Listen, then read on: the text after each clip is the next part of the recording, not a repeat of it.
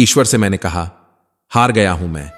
ईश्वर ने कहा, फिर से कोशिश कर, मैं तेरे साथ हूं। मैंने कहा, थक गया हूं मैं। ईश्वर ने कहा, तेरी शक्ति हूं मैं। मैंने कहा, अंधेरे में हूं मैं। ईश्वर ने कहा, प्रकाश बनकर तेरे साथ हूं। मैंने कहा, कोई उम्मीद नहीं है। ईश्वर ने कहा, मैं ही तेरा सहारा हूं। मैंने कहा, रास्ता नहीं मिल रहा। ईश्वर ने कहा, मैं तेरा मार्गदर्शक हूं। मैंने कहा, डरता हूं मैं। ईश्वर ने कहा, मेरा हाथ पकड़ ले। मैंने कहा, मेरा हौसला टूट गया। ईश्वर ने कहा, मैं तुझे नया हौसला दूंगा। मैंने कहा, मुझे कुछ नहीं सूझता। ईश्वर ने कहा, मैं तेरा मार्गदर्शन करूंगा। मैंने कहा, भटक गया हूं मैं। ईश्वर ने कहा, सही राह दिखाऊंगा। मैंने कहा, मुझे सब छोड़ गए हैं। ईश्वर ने कहा, मैं कभी तुझे नहीं छोड़ूंगा। नमस्कार दोस्तों, स्वागत है आपका Krishna part of success channel पर। तो चलिए चलते हैं श्री कृष्ण की मधुर ज्ञान यात्रा पर। एक नन्हे पौधे ने भगवान से शिकायत की, हे परमात्मा, मेरी टहनियों को आपने काट दिया, मैं अब कैसे बढ़ूंगा? भगवान ने उत्तर दिया, मैंने सिर्फ कमजोर टहनियां हटाई हैं ताकि तुम और मजबूत हो सको और ऊंचाइयों तक पहुंच सको। एक नदी ने भगवान से कहा, हे परमात्मा, आपने मुझे चट्टानों और कांटों से भरे रास्ते पर बहने दिया। भगवान ने कहा, ताकि तू अपनी राह खुद बना सके और हर बाधा को पार करना सीख सके। एक दीपक ने भगवान से कहा, मेरी लौ को हमेशा आंधियां बुझा देती है। भगवान ने कहा, मैंने तुझे सहन शक्ति दी है ताकि हर बार तू और अधिक चमक के साथ प्रज्वलित हो सके। एक मछली ने भगवान से कहा, हे परमात्मा, समुद्र की गहराई में मैं अकेली क्यों हूं? भगवान ने कहा, तेरी मौलिकता और हिम्मत को उभारने के लिए मैंने तुझे गहराई में रखा है ताकि तू अपनी पहचान बना सके। एक बच्चे ने भगवान से शिकायत की, मुझे जीवन में बहुत मुश्किलें दी हैं आपने। भगवान ने कहा, इन मुश्किलों से ही तेरी शक्ति और समझ बढ़ेगी और तू दूसरों के लिए प्रेरणा बन सकेगा। यह उदाहरण हमें यह समझाता है कि हम नहीं जानते कि हमारी कठिनाइयों के पीछे परमात्मा का क्या उद्देश्य छिपा है। जिस तरह से वह हमारी रक्षा करते हैं वह हमारी कल्पना से परे है। अगर तुम्हें लगता है कि ईश्वर तुम्हें कष्ट में डाल रहे हैं तो भरोसा रखो, क्योंकि वही तुम्हें उससे बाहर निकालने का मार्ग भी दिखाएंगे। भगवान पर भरोसा उसी किसान की तरह करो जो बीज बोने के बाद यह चिंता नहीं करता कि पानी, मिट्टी और धूप कहां से आएगी, बल्कि उसे यकीन होता है कि प्रकृति की व्यवस्था उसके बीज को फलदार वृक्ष में बदल देगी। जब हम भरोसा करते हैं तो भगवान हमारे लिए हर स्थिति को उपयुक्त बना देते हैं। भगवान पर भरोसा उसी बच्चे की तरह करो जो पिता की उंगली पकड़कर बड़े आराम से भीड़ में चलता है। उसे फिक्र नहीं होती कि रास्ता कौन सा है या वह खो जाएगा। जीवन की कठिनाइयों में भी जब हम भगवान का हाथ थामे रखते हैं तो हमें मार्ग मिल ही जाता है। भगवान पर भरोसा उसी पक्षी की तरह करो जो शाम होने पर बिना कल की फिक्र किए अपने घोंसले में चैन से सो जाता है। उसे यकीन होता है कि सुबह होते ही उसे फिर से भोजन मिल जाएगा। ईश्वर पर यह विश्वास हमें हर मुश्किल में आशा और हिम्मत देता है। याद रखो, हर कठिनाई एक नई शुरुआत का संकेत होती है। ईश्वर हमेशा हमारे साथ है, भले ही उनकी मौजूदगी हमें न दिखे। अपने विश्वास को संजोए रखो, क्योंकि जो ईश्वर संकट से पहले हमारी रक्षा करते हैं वही हमें हर हाल में थामे रहते हैं। दूसरों के कहने पर कभी अपने सपनों को मत छोड़ना, क्योंकि जो तुम्हारे हौसले को समझते हैं वही तुम्हारी सफलता की असली कीमत जान सकते हैं। याद रखना, जब तक तुम खुद पर विश्वास रखते हो, दुनिया की कोई ताकत तुम्हें रोक नहीं सकती। किसी के खराब समय को देखकर उसे कम मत आंकना, क्योंकि वक्त बदलने की ताकत भगवान के पास है। कल वही व्यक्ति ऊंचाइयों पर हो सकता है जो आज चुनौतियों से जूझ रहा है। दोस्तों, जब भी भगवान का ध्यान करें, प्रार्थना यही होनी चाहिए, हे प्रभु, अगर कभी मैं आपकी उंगली पकड़ना भूल जाऊं तो कृपया मेरी बांह पकड़ना मत भूलना। अगर मैं कभी आपको साथ चलने के लिए पुकारना भूल जाऊं तो आप स्वयं मेरा साथ देना मत भूलना। याद रखना, यदि बुरे लोग समझाने से समझ जाते तो श्री कृष्ण को महाभारत कराने की आवश्यकता नहीं होती। श्री कृष्ण कहते हैं, यदि जीवन में अवसर मिले तो सारथी बनने का प्रयास करना, स्वार्थी नहीं। जीवन में जब भी कठिन दौर से गुजरें, ये भरोसा रखें कि भगवान साथ हैं, चाहे वह दिखाई न दे। छोटे कदमों से शुरू हुआ सफर एक दिन बड़े सपनों को भी सच कर देता है। मुश्किलें हमें रोकने के लिए नहीं आती, बल्कि हमें अपनी ताकत पहचानने का मौका देती हैं। वो लोग कभी हार नहीं मानते जो मुश्किलों में भी मुस्कुराना जानते हैं। उनकी हर मुस्कान एक नए जीत की शुरुआत होती है। किसी के दिल पर इतनी गहरी चोट न करो कि परमात्मा खुद उसके पक्ष में खड़ा हो जाए। जैसे माता पिता अपने बच्चे के लिए जन्म के साथ ही उसकी पूरी जिंदगी का ख्याल रखते हैं, सोचिए जिसने इस दुनिया को रचा है उसने हमारे लिए कितनी योजनाएं बनाई होंगी। बेवजह चिंता में मत रहो, क्योंकि जो होना है वह पहले से तय है। तनाव से मुक्त रहो और सच्ची श्रद्धा के साथ अपने कर्म करते रहो। अगर आप भी सच्चे कृष्ण भक्त हैं तो प्रेम और विश्वास की डोर को कभी कमजोर ना होने दें। ईश्वर से ऐसी प्रार्थना करो कि वह हमेशा हमारे साथ रहें और हमें हर परिस्थिति में संभालें। परमात्मा से कुछ मांगने के बजाय उनसे पिता पुत्र जैसा रिश्ता जोड़ लो। जैसे ही आपने परमात्मा को पिता मान लिया, फिर मांगने की जरूरत ही नहीं है। पिता खुद जानता है कि उसके बच्चे के लिए क्या अच्छा है और वह वही देगा जो वास्तव में लाभकारी है, न कि केवल वही जो हमें अच्छा लगता है। किसी ने एक भक्त से पूछा, भक्ति क्या है? भक्त ने बहुत सुंदर उत्तर दिया, भक्ति हाथ पैर से नहीं होती, वरना विकलांग भक्ति नहीं कर पाते। यह आंखों से नहीं होती, वरना सूरदास भक्ति न कर पाते। यह बोलने सुनने से नहीं होती, वरना गूंगे बहरे भक्ति नहीं कर पाते। और यह धन या शक्ति से भी नहीं होती, वरना गरीब और कमजोर इससे वंचित रह जाते। भक्ति केवल भाव से होती है। यह एक एहसास है जो हृदय से उठकर विचारों में आता है और प्रेम के रूप में परमात्मा से जुड़कर एक सच्चे रिश्ते में बदल जाता है। किसी ने एक ज्ञानी से पूछा, सच्ची खुशी क्या है?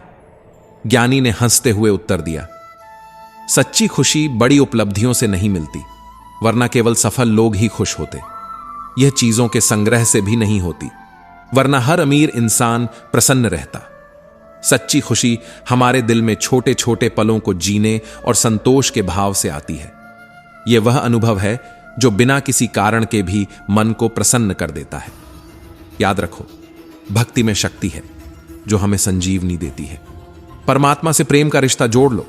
जहां मांगने की आवश्यकता नहीं रहती, वहां सब कुछ अपने आप मिल जाता है। इस दुनिया में भगवान के सिवा कोई किसी का सच्चा हमदर्द नहीं होता। लोग जनाजे के साथ भी बस अपनी हाजिरी लगाने के लिए होते हैं। इंसान को परमात्मा केवल विपरीत परिस्थितियों में ही याद आते हैं।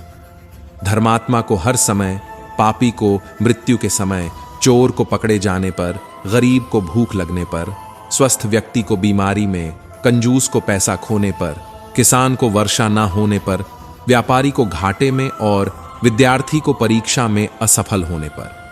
जिंदगी की राह पर चलने के लिए आत्मविश्वास का सहारा उतना ही जरूरी है जितना मछली के लिए पानी। जब भी हालात मुश्किल होते हैं, आत्मविश्वास ही वो शक्ति है जो हमें आगे बढ़ने का हौसला देता है। जैसे सूरज बादलों के पीछे से भी रोशनी फैलाता है, वैसे ही कठिनाइयों के बीच भी हमारा आत्मविश्वास हमें रोशन रखता है।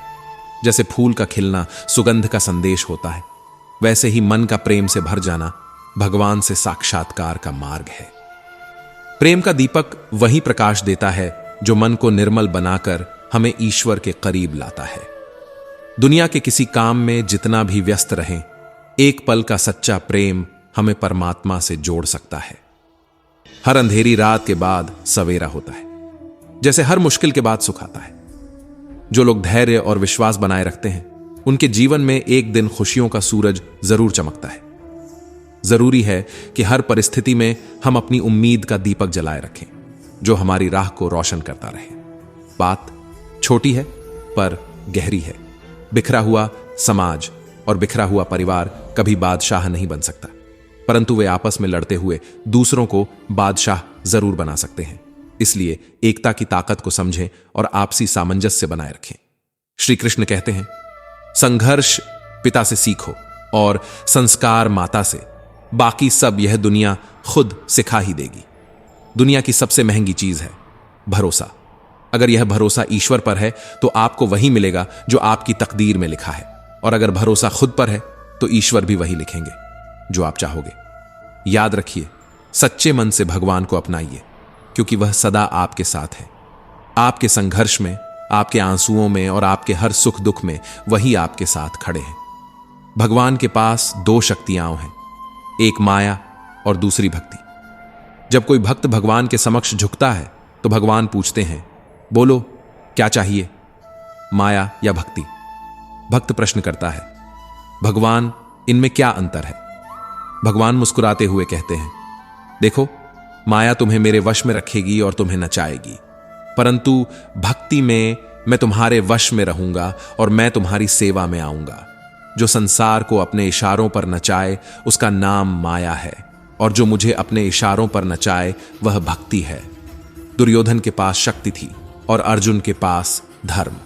रावण के पास स्वर्ण था और भगवान राम के पास संतोष। शिशुपाल ने बहुत साम्राज्य बनाया, लेकिन अंत में भगवान श्री कृष्ण के सुदर्शन चक्र ने उसे समाप्त किया। इतिहास साक्षी है कि असत्य चाहे जितना भी बड़ा हो, सत्य की एक किरण उसे मिटा देती है। अगर भगवान ने भी सत्य के लिए संघर्ष किया तो हमें भी इस राह पर अडिग रहना चाहिए। कर्ण के पास कवच था और अर्जुन के पास भगवान श्री कृष्ण का सानिध्य। रावण के पास बल था और हनुमान जी के पास भक्ति। जीवन में ताकत और साधनों से अधिक महत्व है सत्य और धर्म का। भगवान ने भी हमें यही सिखाया है कि चाहे परिस्थिति कैसी भी हो, सच्चाई के मार्ग पर डटे रहना ही सच्चा धर्म है। कंस का बल था, लेकिन उसके पास सच्चाई का अभाव था। कौरवों का राज्य था, लेकिन न्याय नहीं था। रावण का ऐश्वर्य था, लेकिन विनम्रता नहीं थी। जो सत्य की राह पर होते हैं वे बिना साधनों के भी विजयी होते हैं। भगवान ने हमें दिखाया कि संघर्ष सत्य की परीक्षा है, और जो इसे पार कर लेता है वही अमर हो जाता है। कितने भी लोग आपका विरोध करें, आप अच्छाई का मार्ग मत छोड़िए। कांटों को देखकर फूल खिलना बंद नहीं करते, बल्कि वे अपनी महक और बढ़ा देते हैं। अगर आपका मार्ग कठिन हो तो समझ लीजिए कि आप सही राह पर हैं। जब भगवान हमारे साथ होते हैं तब किसी और सहारे की जरूरत नहीं होती। चाहे लोग कितनी ही कोशिश करें आपको गिराने की, आप अपनी गरिमा बनाए रखिए। किसी अंधेरे को देखकर दीपक बुझता नहीं, बल्कि और अधिक प्रकाश फैलाता है। दुनिया का साथ छूट भी जाए तो निराश मत हो, क्योंकि ईश्वर की कृपा हमेशा उनके भक्तों के साथ होती है। लोग आपका मजाक उड़ाए या आपकी अच्छाई का गलत फायदा उठाए, फिर भी अपनी अच्छाई मत खोइए। सूरज की रोशनी को कोई चुरा नहीं सकता और न ही सत्य का महत्व कभी घट सकता है।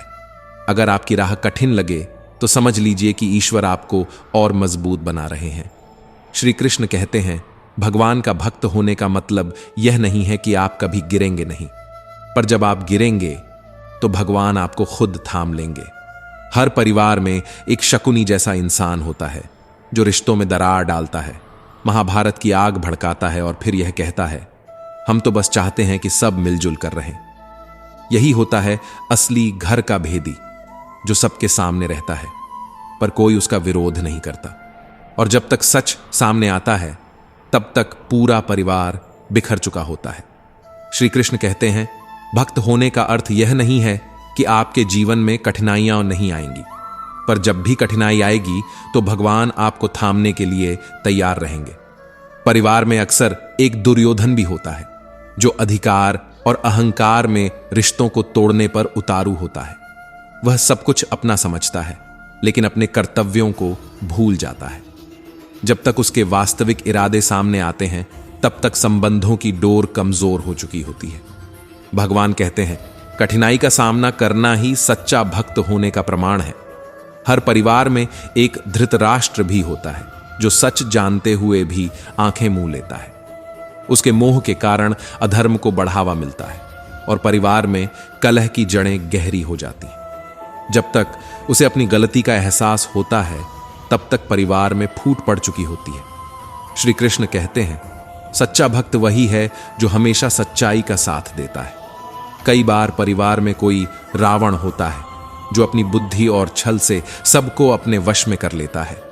वह अपने स्वार्थ के लिए दूसरों की भावनाओं से खेलता है। जब तक उसकी असलियत सामने आती है तब तक परिवार में अविश्वास और दूरी की दीवार खड़ी हो चुकी होती है।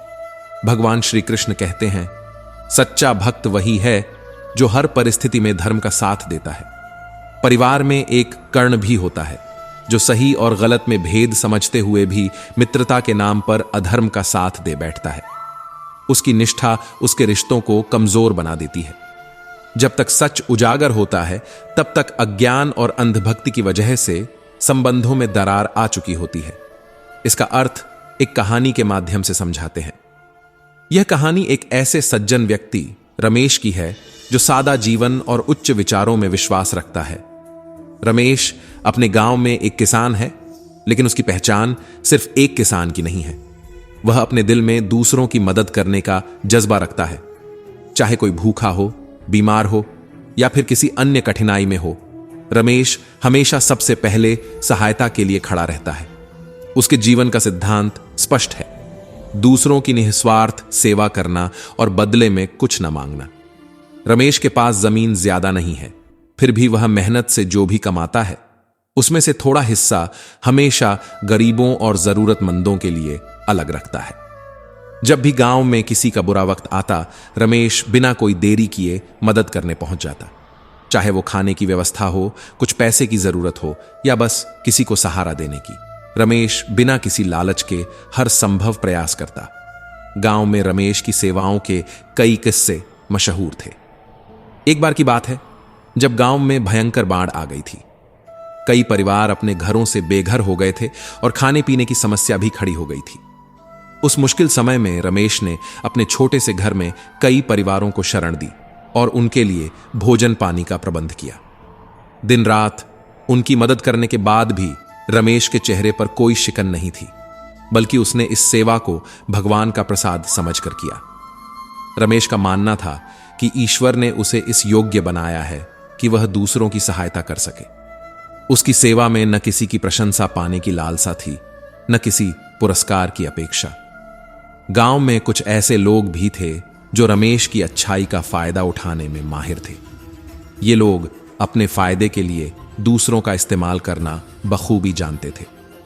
रमेश की भोली सूरत और मीठी बातों के कारण उन्हें उस पर विश्वास हो जाता और वह सोचता कि सभी लोग उसकी तरह सच्चे दिल से दूसरों की भलाई चाहते हैं। लेकिन कुछ लोग अपनी स्वार्थ सिद्धि के लिए उससे मदद लेते और अपने फायदे के लिए उसकी सरलता का फायदा उठाते थे। वे उसकी उदारता को उसकी कमजोरी समझते थे और उसकी निस्वार्थ भावना को अपने स्वार्थ के लिए इस्तेमाल करते। कुछ समय बाद रमेश को एहसास हुआ कि जिन लोगों की वह मदद कर रहा था उनमें से कुछ ने कभी उसकी मदद की जरूरतों को नहीं समझा और न ही उसकी भावना का सम्मान किया। इसके विपरीत वे लोग उसकी सहायता को उसका कर्तव्य मानकर उसकी उदारता का फायदा उठा रहे थे।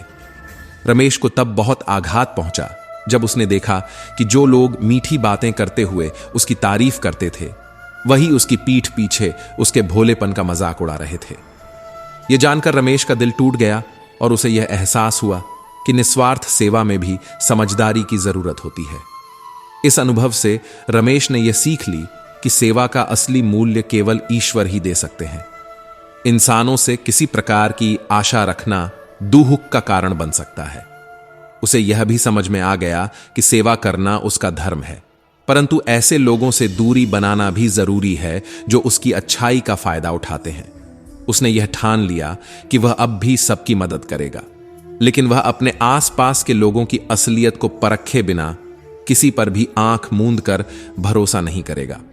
ईश्वर पर आस्था उस पैराशूट की तरह है जो आपके पास है तो आप कितनी भी ऊंचाई से छलांग लगा सकते हैं।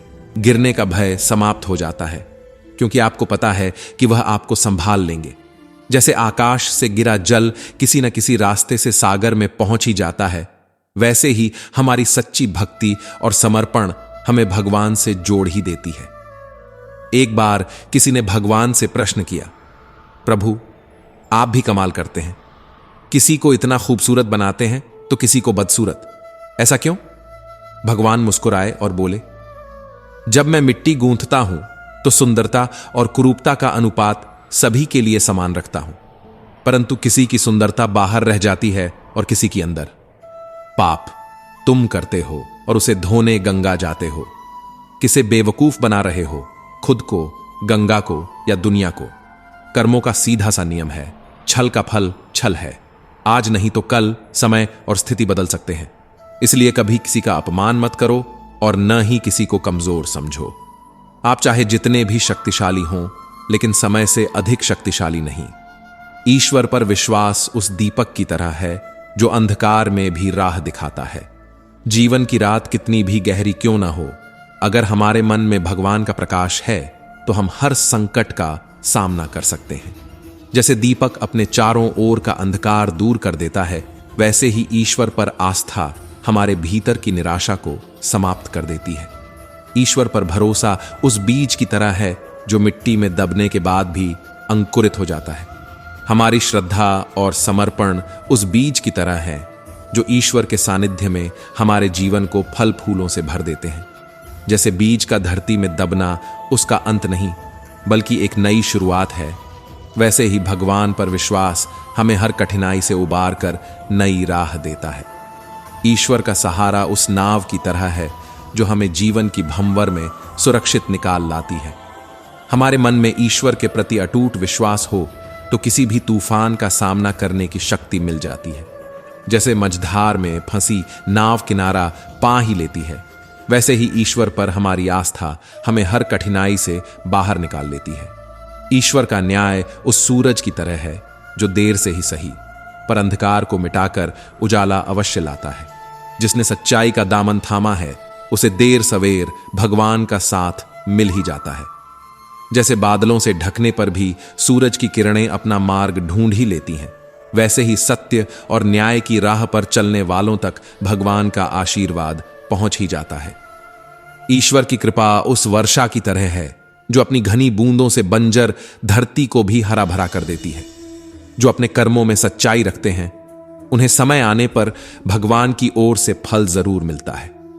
जैसे सूखे खेतों को बारिश का इंतजार रहता है, वैसे ही सच्चे इंसान को भगवान का आशीर्वाद मिलते ही उसका जीवन खुशियों से भर उठता है।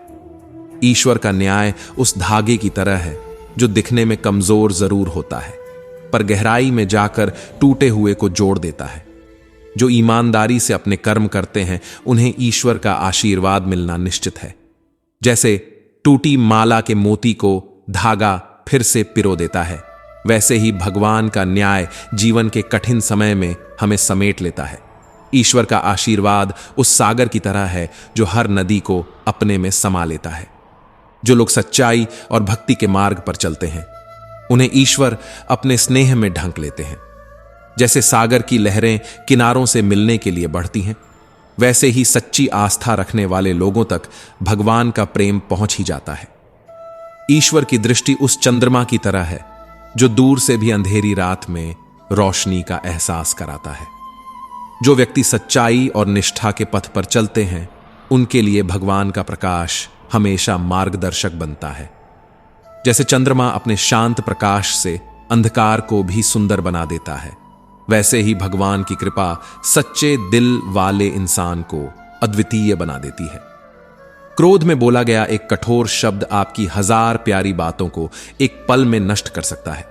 इसलिए अपने क्रोध पर नियंत्रण रखें, क्योंकि यह वह जहर है जो स्वयं पर भी असर डालता है। अगर आज बुरा समय है तो कल अच्छा समय जरूर आएगा। आपको बस निस्वार्थ भाव से अपना कर्म करते रहना है, क्योंकि वही आपके हाथ में है। आपके द्वारा किए गए कर्मों का फल क्या और कब मिलेगा यह तो सिर्फ ऊपर वाला ही जानता है। जिंदगी गुजारने के 2 तरीके हैं, जो पसंद है उसे हासिल करना या जो हासिल है उसे पसंद करना। हमेशा इतने छोटे बनिए कि हर व्यक्ति आपके साथ बैठ सके, और इतने बड़े बनिए कि जब आप उठें तो कोई खड़ा न रहे। ईश्वर का सबसे बड़ा वरदान हमारा धैर्य है। जो भी हालात हमें मिलते हैं वे हमें निखारने और समझाने के लिए आते हैं। जैसे फूलों में खुशबू देने वाले कांटे भी होते हैं, वैसे ही सुख दुख हमारे जीवन का हिस्सा है। अगर भगवान अर्जुन को युद्ध भूमि में संघर्ष से न गुजारते तो गीता के ज्ञान का प्रसार कभी नहीं होता। इसलिए कठिनाइयों को ईश्वर की शिक्षा समझो। जीवन में कठिनाइयों का आना भी एक सीख है, क्योंकि ईश्वर उन्हीं को चुनौतियां देते हैं जो उनका सामना कर सकते हैं। जिस तरह घनघोर अंधेरा सूरज की पहली किरण के आगे टिक नहीं पाता, वैसे ही धैर्य से मुश्किलों का सामना करने पर हर कठिनाई समाप्त हो जाती है। इसलिए ईश्वर की लीला को समझने की बजाय उस पर भरोसा रखो और अपने कर्म करते जाओ। जीवन में कभी भी परिस्थितियों से घबराओ मत, क्योंकि ईश्वर वही देते हैं जो हमारे विकास के लिए आवश्यक है। जैसे तपिश से ही सोना खरा बनता है, वैसे ही जीवन की कठिनाइयां हमें निखारती हैं। सोचिए, अगर भगवान श्री राम को वनवास न मिला होता तो उन्होंने आदर्शों की इतनी ऊंचाई कभी न छुई होती। इसलिए कठिनाइयों में भी ईश्वर का आशीर्वाद समझो। हर मुश्किल के पीछे भगवान का एक छिपा हुआ आशीर्वाद होता है। जैसे नदी का प्रवाह चाहे जितना रोका जाए, वह अपना मार्ग ढूंढ ही लेती है, वैसे ही ईश्वर पर विश्वास रखने वाले लोग हर कठिनाई को पार कर ही लेते हैं। सोचिए, भगवान श्री कृष्ण भी महाभारत में अर्जुन को समझाने के लिए अपने मार्गदर्शन का सहारा लेते हैं, क्योंकि कर्म और विश्वास का मेल ही जीवन का असली सार है। जीवन में हमेशा वही व्यक्ति सफल होता है जो अपनी सोच को सीमाओं में नहीं बांधता। ईश्वर का आशीर्वाद उसी को मिलता है जो निस्वार्थ भाव से सच्चाई का साथ देता है। जैसे पेड़ का विकास अपनी जड़ों की गहराई पर निर्भर करता है, वैसे ही जीवन में सोच का विस्तार हमें ऊंचाइयों तक पहुंचाता है। सच्चे मनुष्य को अपने विचारों में ईमानदारी रखनी पड़ती है, क्योंकि सत्य हमेशा साफ और सरल होता है, जबकि झूठ खुद को लपेटे रहता है।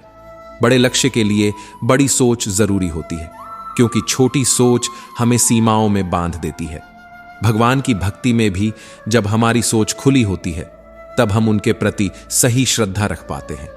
जब इंसान अपनी गलतियों का वकील और दूसरों की गलतियों का जज बन जाता है, तो रिश्तों में दूरियां बढ़ती जाती हैं, निर्णयों की जगह दरारें बढ़ने लगती हैं। भाग्य के लिखे को मिटाया नहीं जा सकता, लेकिन कर्म से उसे नई राह जरूर दी जा सकती है। ईश्वर की महिमा देखना चाहते हो तो अच्छे कर्म किए जाओ, बाकी उसका करिश्मा खुद ही सामने आ जाएगा। कठिन कामों को पहले पूरा करो, आसान काम अपने आप हो जाएंगे। जब इंसान खुद की कमियों को नजरअंदाज करके दूसरों की गलतियों पर ध्यान देने लगता है, तब रिश्तों में दरारें गहराने लगती हैं। ईश्वर की कृपा पाने के लिए हमें अपने कर्मों पर ध्यान देना चाहिए, क्योंकि अच्छे कर्मों का फल हमेशा अच्छा ही होता है। जैसे अंधेरे कोने में दीपक जलाने से ही उजाला फैलता है, वैसे ही सच्चे कर्म करने से ईश्वर का आशीर्वाद हमारे जीवन में आता है। जीवन में असफलता का कारण अक्सर हमारी गलतियों को अनदेखा करना होता है और दूसरों के दोष ढूंढना हमें अकेला बना देता है। अगर हम ईश्वर की सच्ची महिमा को पाना चाहते हैं तो अपने कर्मों को सुधारें, क्योंकि भगवान को केवल सच्चे और निस्वार्थ कर्म ही प्रिय हैं। जैसे माली का ध्यान फूल खिलाने पर होता है, कांटों को बढ़ाने पर नहीं, वैसे ही हमारे कर्म भी ईश्वर की ओर जाने का मार्ग बनाते हैं। जब हम अपनी ही गलतियों का बचाव करते हैं और दूसरों की कमियों को बड़ा बना देते हैं, तब संबंधों में मिठास खोने लगती है। भगवान के न्याय के लिए हमें अपने कर्मों में ईमानदारी रखनी चाहिए, क्योंकि हमारे कर्म ही हमारा भाग्य बनाते हैं। जैसे एक बीज का पेड़ बनने का सपना कर्म पर निर्भर है, वैसे ही ईश्वर का करिश्मा हमारे कर्मों के साथ प्रकट होता है।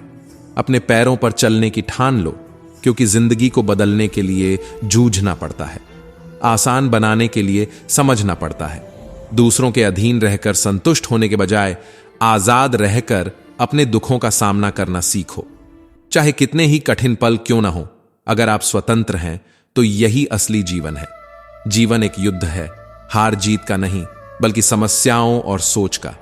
अगर सोच छोटी रखोगे तो समस्या बड़ी लगेगी, पर अगर सोच को बड़ा कर लोगे तो समस्या भी छोटी महसूस होगी। रिस्क से डरने की जरूरत नहीं, या तो जीत मिलेगी या हार कर सीख मिलेगी। जवानी को संसार के लिए देते हो और बुढ़ापा ईश्वर को, इससे ही पता चलता है कि हमारी प्राथमिकताएं कहां हैं। कई बार हम छोटी छोटी बातों पर दुखी हो जाते हैं और फिर किसी पर विश्वास करना छोड़ देते हैं। पर याद रखो, श्री कृष्ण ने कहा है कि अपने मन को अपने ऊपर हावी मत होने दो। मन पर नियंत्रण रखना सफलता की सबसे बड़ी कुंजी है। दोस्तों, हमारे सपनों का आकार हमारी सोच पर निर्भर करता है। जो लोग बड़ा सोचते हैं वही बड़ा हासिल कर पाते हैं। सपने देखें और उन्हें पूरा करने का साहस रखें। रास्ते में कितनी भी बाधाएं आएं, हमेशा एक मजबूत इरादे के साथ आगे बढ़ते रहें। जिंदगी में असफलता से घबराने की जरूरत नहीं है, क्योंकि यह हमें हमारे भीतर छुपी हुई शक्ति का एहसास कराती है। असफलता हमें सिखाती है कि हम अपनी कमजोरियों को पहचानें और उन पर काम करें। कभी कभी जीवन में हमें वो चीजें नहीं मिलती जो हम चाहते हैं, लेकिन इसका मतलब यह नहीं कि हम प्रयास करना बंद कर दें।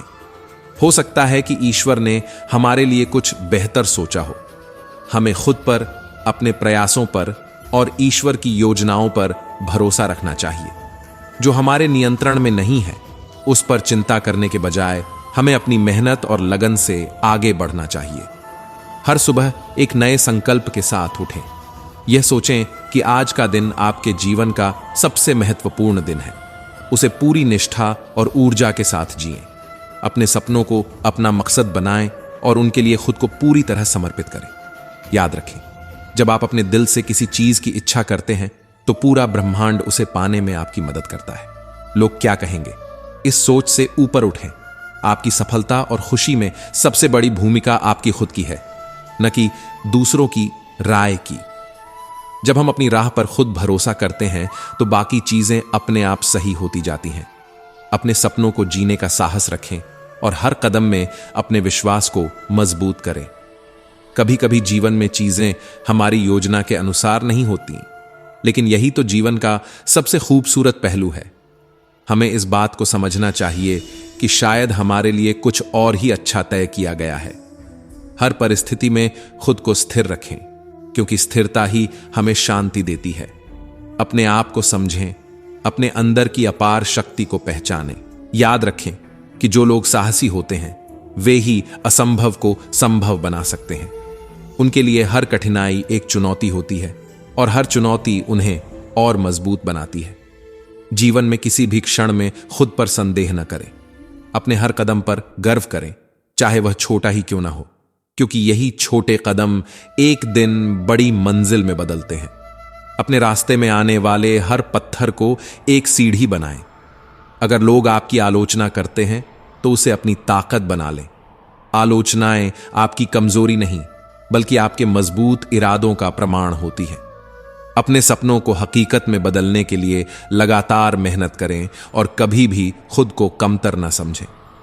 दुनिया में कोई भी सपना इतना बड़ा नहीं होता जिसे इंसान अपनी लगन और मेहनत से हासिल न कर सके।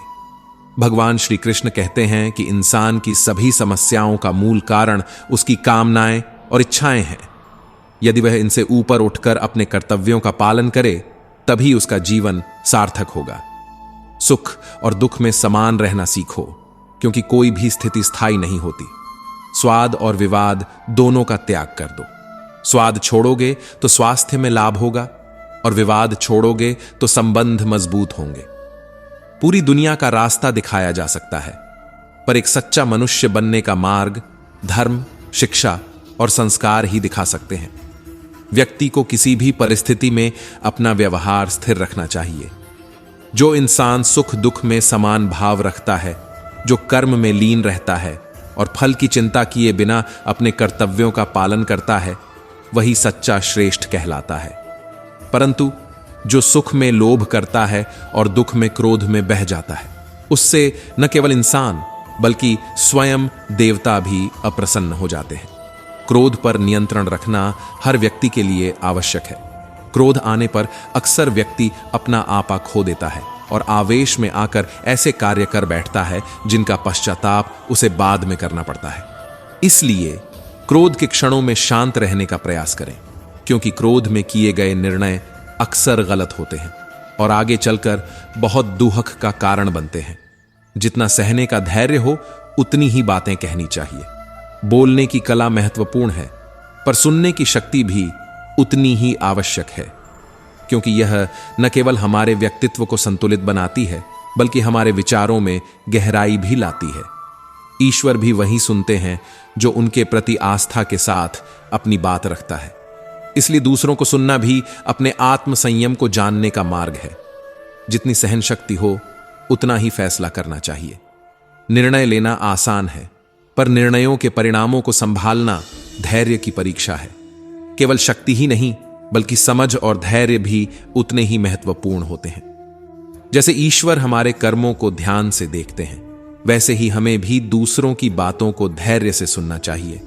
तभी हम सही निर्णय ले पाते हैं। जितनी समझ हो उतनी ही प्रतिक्रिया देनी चाहिए। बोलने से पहले हर बात को ध्यान से सुनना जरूरी है, क्योंकि यह हमारे विवेक और धैर्य का प्रतीक है। जैसे भगवान की न्याय दृष्टि हर किसी की बात को तौलती है, वैसे ही हमें भी दूसरों को समझने के लिए पहले उनके विचारों को सुनना चाहिए, जिससे हम खुद भी सही ढंग से सुने जा सके। जितना धैर्य हो उतनी ही अपेक्षा रखनी चाहिए। उम्मीदें रखना सरल है, पर उसे सहनशीलता के साथ निभाना चुनौतीपूर्ण होता है।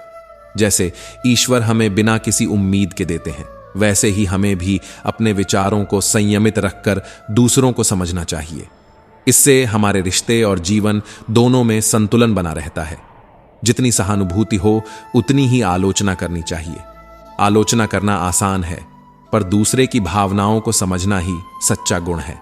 जैसे ईश्वर हर प्राणी की व्यथा सुनते हैं, वैसे ही हमें भी धैर्यपूर्वक दूसरों की बात सुननी चाहिए। जो सुन सकता है वह सच्ची आलोचना कर सकता है, क्योंकि वह समझ से आलोचना करेगा, केवल शब्दों से नहीं। देने का भाव रखो, चाहे इज्जत हो या दौलत। देने लगोगे तो खुद ही आना शुरू हो जाएगी। याद रखो, अहंकार में डूबे इंसान को अपनी गलतियां नजर नहीं आती और ना ही दूसरों की अच्छाई दिखती है। भगवान कहते हैं, किसी को तकलीफ देकर मुझसे अपनी खुशी की दुआ मत मांगना, लेकिन अगर किसी को एक पल की खुशी देते हो तो अपनी तकलीफ की फिक्र मत करना। इसी प्रकार श्री कृष्ण कहते हैं कि अहंकार में डूबकर व्यक्ति अनेक पाप कर्म कर देता है, जिसका उसे फल तो भुगतना ही पड़ रहता है। वह फल से बच नहीं सकती। पिंगला नाम की वैश्य भी उसके किए पाप कर्मों से बच नहीं पाई थी।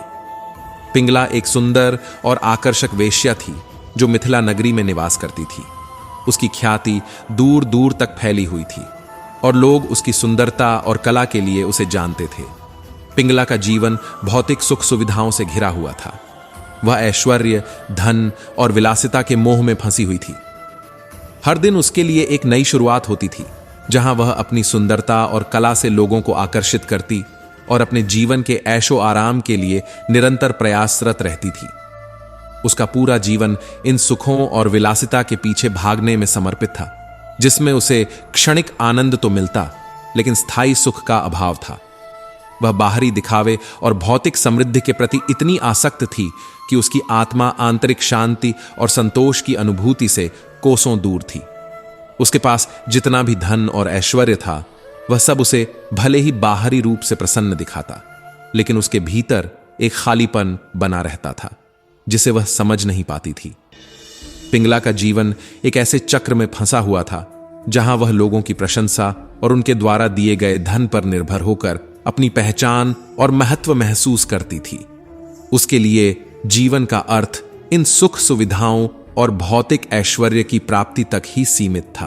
परंतु समय बीतता गया और जैसे जैसे रात गहरी होती गई, उसके भीतर की वह चमकती उम्मीद मध्यम पड़ने लगी। बाहर की सड़कें सूनी हो गईं, हलचलें थम गईं और पिंगला के कक्ष की शांति में सिर्फ उसकी गहरी सांसें और दिल की धड़कनें सुनाई देती थीं। उसकी आंखें थकान से बंद होने लगीं और मन में एक अजीब सी उदासी भर गई। वह सोचने लगी कि क्या उसकी सुंदरता अब फीकी पड़ गई है? क्या उसकी किस्मत ने उसे छोड़ दिया है? या शायद इस अंधेरी रात में उसकी प्रतीक्षा ही उसका सबसे बड़ा दंड बन चुकी है। निराशा की इस अवस्था में वह खुद से सवाल करने लगी, अपने अस्तित्व पर, अपनी इच्छाओं पर और उस जीवन पर जिसने उसे यहां तक ला खड़ा किया था। उसने खुद को थका हुआ महसूस किया, जैसे उसकी आत्मा ने हार मान ली हो, और वह गहरी निराशा में डूब गई। उसी रात जब चारों ओर घनी नीरवता छा गई और पिंगला की थकान उसकी आंखों में स्पष्ट दिखाई देने लगी, उसने गहरी आत्मचिंतन करना शुरू किया। पहली बार उस सन्नाटे में उसे अपनी ही सांसों की आवाज सुनाई दी, जो उसे उसके भीतर की सच्चाई से रूबरू करवा रही थी। वह सोचने लगी कि वह किस दिशा में बढ़ रही है और उसकी अब तक की जीवन यात्रा का अर्थ क्या है। उसके मन में एक प्रश्न उमड़ा, क्या वह वास्तव में उस सुख की तलाश कर रही थी जो उसे संतोष दे सके, या वह मात्र एक भ्रम का पीछा कर रही थी? पिंगला ने समझा कि उसका सारा जीवन दूसरों पर निर्भर रहा है, एक ऐसी दुनिया पर जो उसकी इच्छाओं और अपेक्षाओं के मुताबिक कभी नहीं चलती। वह हर रात उस उम्मीद में बैठी रहती थी कि कोई उसे अपने साथ ले जाकर उसके जीवन में खुशियों के रंग भर देगा, लेकिन हर बार वह और अधिक असंतोष और खालीपन के साथ रह जाती। उसने अनुभव किया कि यह बाहरी सुख और समृद्धि का पीछा करना केवल एक मायाजाल है जिसने उसकी आत्मा को जकड़ रखा था। वह समझ गई कि यह अस्थायी सुख जिसे वह दूसरों से पाने की कोशिश कर रही थी उसे केवल क्षणिक आनंद देता है, परंतु इसके बदले में गहरे दुख और असंतोष का एक न खत्म होने वाला चक्र छोड़ जाता है। पिंगला ने इस आत्मचिंतन में यह भी महसूस किया कि उसने अपने अस्तित्व की सच्चाई को भुला दिया था और केवल उन चीजों का पीछा किया जो कभी उसकी आत्मा को स्थायी शांति नहीं दे सकती थी। पिंगला ने उस रात की गहन आत्मचिंतन के बाद एक ऐसी सच्चाई का एहसास किया जो अब तक उसके जीवन की परिधि से बाहर थी। उसकी आत्मा ने एक नई दृष्टि प्राप्त की जिसमें उसने देखा कि जिस सुख और संतोष की उसे वर्षों से तलाश थी वह न तो धन में था, न ही बाहरी वस्तुओं और लोगों में। उसकी समझ में आया कि यह खोज एक अंतहीन दौड़ थी जिसने उसे केवल थकान और निराशा दी। उसने महसूस किया कि वास्तविक सुख जो आत्मा को सच्चा आराम और शांति दे सकता है केवल आत्मसमर्पण और भगवान की भक्ति में निहित है। यह एहसास उसकी आत्मा को जैसे एक नई ऊर्जा से भर गया। अब उसे यह साफ दिखने लगा कि बाहरी सुख चाहे जितने भी मोहक क्यों ना हो केवल क्षणिक हैं और उनका आकर्षण जल्दी ही समाप्त हो जाता है। पिंगला ने तय किया कि अब से वह अपने जीवन को पूरी तरह से भगवान को समर्पित करेगी। उसने सोचा कि वह जिस आनंद और संतोष के लिए इतने सालों से संघर्ष करती आई थी वह तो उसके भीतर ही था, बस उसे पहचानने की जरूरत थी। अब उसने यह ठान लिया कि वह उन बाहरी सुखों और मोहजाल से स्वयं को मुक्त करेगी जो उसे छलावे में रखते थे। उसका मन हल्का और मुक्त महसूस करने लगा। वह जान गई कि सच्ची भक्ति में ही वह शांति है जो उसे न केवल इस जीवन में बल्कि हर अवस्था में संपूर्ण संतोष दे सकती है। पिंगला ने अपने जीवन की दिशा बदलने का संकल्प लिया और यह समझ लिया कि भगवान की ओर समर्पण ही उसकी आत्मा की सच्ची तृप्ति और उद्देश्य है। कभी हाथों की लकीरों पर ज्यादा भरोसा मत करो, क्योंकि नसीब उनका भी होता है जिनके हाथ ही नहीं होते। अवसर और सूर्योदय में एक समानता होती है, इन्हें देर से पकड़ने वाले हमेशा खो देते हैं। किसी के बुरे वक्त में उसका हाथ पकड़ो, उसे सहारा दो, उसकी हिम्मत बढ़ाओ। बुरा वक्त थोड़े में चला जाएगा, लेकिन उस व्यक्ति की दुआएं आपको जिंदगी भर मिलेंगी। अपने सपनों को सच बनाने में इतनी भी देर मत करना कि समय के साथ उम्र भी निकल जाए और आपका सपना सपना ही बनकर रह जाए। अपनी मंजिल का रास्ता खुद चुनो, दूसरों से पूछोगे तो भटक जाओगे। आपकी मंजिल की अहमियत जितना आप जानते हो उतना कोई और नहीं जान सकता। जिंदगी का एक गुरु मंत्र याद रखो, मैं तब तक कोशिश करूंगा जब तक मैं जीत नहीं जाता। गुरु और सड़क एक समान है, खुद वहीं रहते हैं पर दूसरों को मंजिल तक पहुंचा देते हैं। एक बात और समझ लो, जूते घिस कर बनाई गई पहचान और सिर्फ जूते सजाकर बनाई गई पहचान में बहुत फर्क होता है। जिंदगी की इस राह पर चलते रहो, निरंतर मेहनत और सच्चाई से जुड़े रहो। कठिनाइयों से मत घबराओ, क्योंकि जो अपनी मेहनत में भरोसा रखते हैं वही एक दिन शिखर पर पहुंचते हैं। अपनी सोच को सकारात्मक बनाए रखना चाहिए, क्योंकि आपकी सोच ही आपकी असलियत बन जाती है। सोच को नियंत्रित करिए और शांत चित्त से फैसले लें। याद रखें, जो अपनी सोच और क्रोध को नियंत्रित करता है वही अपने जीवन को सही दिशा में ले जा सकता है। यदि हमारी यह सीख आपके जीवन में कुछ जोड़ती हो तो कृपया हमारे Krishna path of success channel को सब्सक्राइब अवश्य करें। साथ ही वीडियो को लाइक करें और कमेंट में जय श्री कृष्णा लिखें। इसी तरह की सकारात्मक और प्रेरणादायक कहानियों के लिए हमारे साथ जुड़े रहें। अगली वीडियो में एक नई सीख के साथ फिर मिलेंगे। तब तक के लिए जय श्री कृष्णा।